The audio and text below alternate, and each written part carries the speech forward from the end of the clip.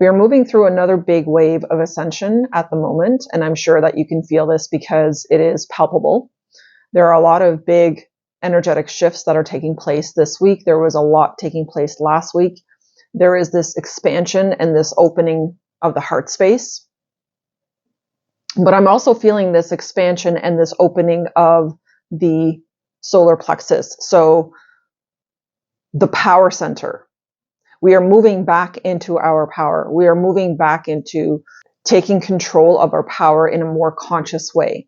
And it's coming through the heart space. So I was receiving a message that both love and power simultaneously are both coming online at this time. For many, not for everyone, but for many.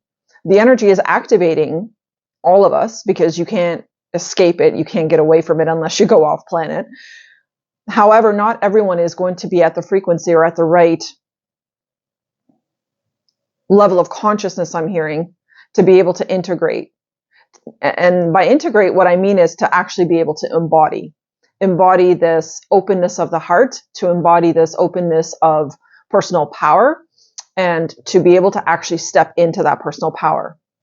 And in today's video, I would really like to empower you, to encourage you, to not resist this movement, to not resist this awakening, to not resist your own ascension if you are feeling signs, symptoms of that, if you are feeling different lately, if you've been feeling last week's energy shifts and you're feeling this week's energy shifts, like if you are moving into this space where you feel like your heart is opening more, your power is coming back online, like you're feeling more powerful, you're feeling more assertive, you're feeling more like you are ready to fully stand within your boundaries, stand within your knowing of who you are. If you are feeling that, I'm really, really going to encourage you to not resist it, because the shift that is taking place right now is only going to accelerate, is how I'm seeing it, and it's only going to get more intense. And the people that are refusing to rise, the people that are refusing to acknowledge their own power, their own heart,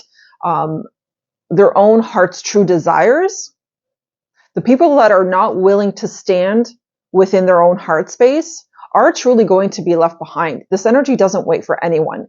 And what I mean by left behind is you will not have the favor of heaven. You will not have the support, the guidance, the protection of spirit and of spiritual beings. And I'm not saying this to scare anyone. I'm saying this because these are the facts. Our world operates based on certain universal laws. And those universal laws say that whatever your frequency output is what you are going to attract back in, right? That means that if you are in resistance to something that is meant to help you, to support you, to elevate you, to put you into right alignment with the things that are truly going to make you happy, if you are in resistance to that, then what happens is it's like spirit isn't going to, and this is the misconception I think here about spirituality. And I just really, really would like to clarify this, because this is a message I've been receiving since yesterday, and it's just been sort of brewing within me. And God is showing me how he favors those who are willing to walk his path. He favors those who are willing to actually stand in their truth, because God is truth, right? So it's like, are you embodying the resonance of God? Are you embodying the frequency, the mindset, the heart set, the power that God embodies? Because if we were made in the likeness of God, then we are gods ourselves, are we not? And what I would really like to clarify in the spiritual community and as a spiritual person, spirituality does not mean that you are a doormat. Spirituality does not mean everything is love and light. Everything is not love and light. We have contrast in this world, and we have duality, right? We have darkness for a reason. It is what balances light. And we have light for a reason. It is what balances darkness. However, the darkness never sleeps. The darkness is always trying to pursue and push. It is living its own purpose, right? The darkness is always going to tempt. The darkness is always going to try to sway, to distract, to pull you away from the things that matter, to pull you away from your own truth, to pull you away from love, to pull you away from your heart. It is always going to try to get in the way. Always. forever, and it does not sleep, okay? It starts from the moment that you wake up in the morning, the moment that you open your eyes, before your feet even touch the floor. It already comes in through thoughts, through recycling the same bullshit thoughts that you had yesterday, if they were negative. It does not sleep. And we have to be in our power. And this is like, I feel it. There's this like fire that is just exploding within me. That is just really, really coming online. Like, it's really turning into this divine rage of like, my God, we need to stand in our power now more than ever. And this ascension is pushing us to stand in our power. It is pushing us to finally connect to what is real, to finally connect to what is true. And the only thing that is true is love. Love is what heals. Love, it is what mends. It is what brings people back together. It is what brings things back together. It is what builds communities that are thriving. Love. And the darkness tries to sabotage that every fucking step of the way, every moment of every day. Will you allow it? And on the personal quest of finding truth, on the personal quest of seeking the Holy Grail, right? As King Arthur's story says, the Grail wasn't a physical Grail. The Grail was the truth of life, the truth of source, the truth of God. What they were seeking was their own spiritual truth, their own divine essence. And it's so funny how history repeats itself, because we are in exactly the same position right now, where humanity is seeking and searching for the Holy Grail, thinking that it is outside of them. It is not. It is within you. It is within your heart. It is within your mind. And it is up to you. You have to be strong enough. You have to be disciplined enough. You have to be in control of yourself enough to choose that on a daily basis, to affirm to your life, to affirm to your heart, your mind, to God, every single day, every moment of every single day, that you are here to serve the light, that you are here to stand in your power, that you are here to be a sovereign individual. There is a collective need for us to rise. There is a collective need for us to really, truly take our power back, to draw our swords, I'm hearing, and to fight the darkness, to fight and to resist what is not working. And it begins in your own life. I'm not saying draw swords and go out and battle in the streets. That's not what I'm saying. Spiritual war is invisible. It is an internal war. It is an inside job. How are you doing with that so far? How are you moving through this ascension process? And how has that been feeling for you? And where have you been feeling challenged? And where have you been out of alignment with yourself? And where have you been out of alignment with your heart, with your truth, with what you deeply seek to experience? Where have you been out of alignment because you are believing the darkness, you are believing the doubt, the fear, the bullshit that gets in the way? I'm here to light a fire under your bum today, my dear. To awaken your divine rage, because it is not dark. There's nothing wrong with that. Divine rage means I am so committed to building a life of joy, of peace, of love, of harmony, that I am willing to do whatever the F it takes to get there. That I am willing to make certain sacrifices, willing to give up comfort. I am willing to move in a direction that I know is for my best and highest good. And if you don't know what is for your best and highest good, then you have some soul searching to do. And if you need someone to do that soul searching with you, then you can check the description box. I have a link there where you can work with me. That is what I do for people. I help you reconnect to your soul, to your heart, to your essence. That is what we do in sessions. I take you back in and help you see what the darkness has not allowed you to see, what it has blinded you from and shielded you from and built false illusions around and told you that it wasn't even there. and made you doubt yourself. So if that's something that you need support with, you know where to find the link. Otherwise, if you are able to do this on your own, then I really strongly and highly suggest that you take time out to really look at your life, to really look at how you have been giving away your power, how you have not been standing in your truth, how you have been ignoring the signs, the synchronicities, God's guidance, God's messages. Because I'm telling you right now, there is, and this isn't to scare anyone, but there is a certain level of discernment, okay, we'll call it, that the divine has. There are certain spiritual laws by which we are meant to operate.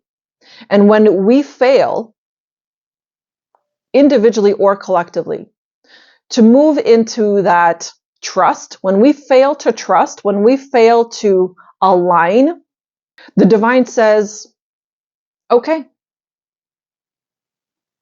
Because in that moment, you're turning away from the divine. In the moment all of the moments, when you are in fear, when you are in doubt, when you are not trusting, when you are worrying about something, when you are not standing in your power, when you don't have boundaries, when you're not self-loving, in all of those moments, what you are doing is you are turning away from the divine source within yourself first and foremost, and the divine that actually makes this entire universe exist. You are turning away from that. And the moment that you are turning away from it, and the longer that you are turning away from it, eventually, because the divine is incredible and gives us chance after chance after chance after chance. And eventually what happens is God says, okay, my child, I have given you free will. This world operates under free will. Everyone has the choice to choose freely what they want to do, what they want to give to, what they don't want to give to, how they want to live. And if you choose to continue to turn away from me, then I will turn away from you. Because that means that you are choosing the darkness. So I'm going to allow you to live in that darkness. I'm going to allow you to live in suffering. I'm going to allow you to live in disconnection, dissonance, illusion, fear. You know, there's a reason why we have that saying that you can lead a horse to water, but you cannot make them drink. And this is the same concept. God will show you and give you a million chances and will guide you and push you towards the right path. But if you choose to ignore it, then guess what? Then God says, okay, you are choosing not to drink. Then I'm no longer going to offer you water. And your life is going to get hard. It's going to get troublesome. It's going to be filled with worry and fear, and everything that you are choosing to believe in that is illusion is going to rule your life. That is what is going to be your standard, your normal, everyday experience. And again, I'm not saying this to scare anyone. I'm not saying this to push anyone. I'm not saying this to convince even anyone. I'm literally just sharing what I am feeling called to share. Because this is the alignment that we are now coming into. This is the next wave of ascension that we're being pushed towards, that is pushing truth to the surface with unparalleled speed. And God is saying, if we don't wake the F up, it's gonna get shit's gonna get real. It's gonna get hard, because I'm telling you, the darkness does not sleep. It's not gonna stop. We can't just wish it away. We can't just meditate it away. We can't just ignore it and pretend it's not there. We need to get proactive about it. We need to make very significant changes in this world. It doesn't actually mean that has to be hard. It doesn't mean that has to be difficult. It's not necessarily going to be easy either, but it can be fulfilling to make these changes. It can be enlightening and wonderful and feel like you are truly making a difference. But it has to start on the inside first. It's you have to get into that space within yourself first, where you are aligned, where you are committed, heart and soul and mind and body, to be in alignment with truth. What does that mean? That means you feed your body what it needs. That means you take care of your body. You work out, you exercise, you nurture the vessel. You take care of the vessel that houses your soul. It means that you love yourself, that you have self-care, you have proper boundaries, you have a good routine throughout your day. You are doing things that feel good to you. It means that you are having thoughts that are truth-based, that are in alignment with love and abundance and prosperity, that are in alignment with God's will for you. Because what does God want for us at the end of the day? What does the universe want? What is the universe constantly embodying and showing and demonstrating to us on a daily basis? It is demonstrating to us balance. It is showing us that everything has its perfect rhythm, everything has its perfect timing, everything has its perfect balance and harmony, and that everything works together and that everything is integrated and nothing is separate from the other. That is what the universe is modeling to us. Why? Why are we not modeling this within our societies? Why are we not modeling this within ourselves? Why are we not embodying this within ourselves? That is my question. And I'm not saying any of this to call anybody out. I'm simply expressing divine truth. The harmony that I see out in nature when I go for a hike or when I go for a walk or when I sit in my backyard, the harmony that I see within nature. And actually lately, the disharmony that I have also been seeing in nature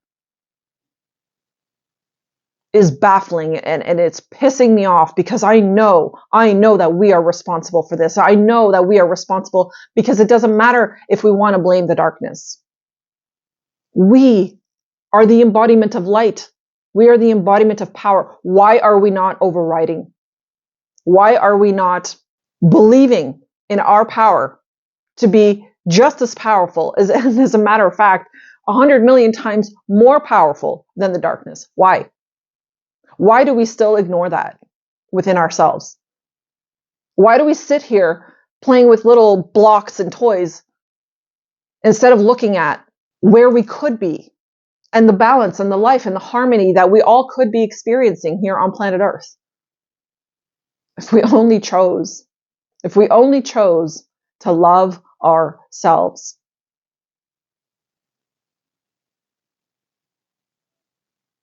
Anybody that sits there and pretends like shit's not hitting the fan, anybody that sits here in today's modern world and looks out at the landscape, at the news, at everything that is existing in our world and doesn't see or fails to acknowledge or turns a blind eye because, well, who am I? One person alone. Anyone that is in that mindset is powerless. They're giving away their power. In that moment, they are absolutely saying, yeah, I accept this world as it is. I accept everything as it is. And I'm not going to do shit about it because I need to get home and watch my show on Netflix. Because I need to get home and stuff my face with pizza or do whatever. And again, I'm not judging anyone. This isn't about that. I've moved through my own unconscious phases. But there's something very deep here that I'm recognizing, that I'm feeling, that is just absolutely coming online. And I'm feeling the sense of like urgency. I'm feeling this push. I'm noticing there was no fucking honeybees. I saw one bee so far.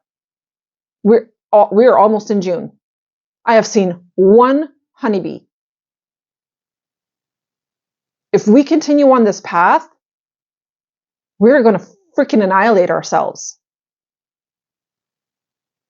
So this is about taking responsibility. It's nobody's asking anyone to go out and like make big power moves in the world, whatever. No. Can you just plant more flowers? Pick up some of that fucking grass. Everyone with their grass and their bushes because they're fucking lazy. Can we just plant more flowers? Can we start bringing back the natural world in our communities, in our subdivisions, in our streets? And not just in our homes, but around our businesses? Can we start living in harmony with the natural world before we completely destroy it? Because the more we destroy it, the more we're destroying ourselves. And the darkness is just laughing, rubbing its hands, filling its pockets with millions and billions of dollars, laughing in our faces, saying, look at them, little fucking ants, running around, holding their heads, not knowing what to do, because we've created so much confusion in their minds that they don't even know which way is up. Do you feel the call within you? Do you feel the sense of urgency? Do you feel the push to finally rise, to finally step into your power, to finally take control of your life, to take control of everything that you have control over, and nothing more, but what you have control over, to take control of that? Do you feel it? Do you feel your soul calling you to align to something greater, to align to something meaningful, to align to truth, to align to God, to align to divinity, to align to balance, to align to harmony? Do you feel that call within your soul? That is the question.